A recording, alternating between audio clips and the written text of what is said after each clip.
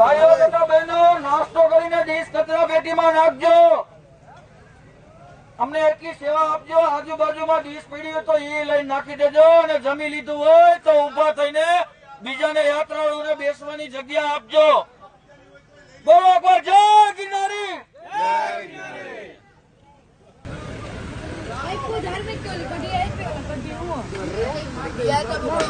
ગરમા ગરમ ભજીયા ને સાથે કઢી.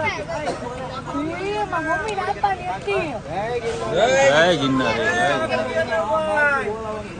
ખાલી છે આગળ લેજો. ભજીયા ને જો ભાઈ ધડાધડ.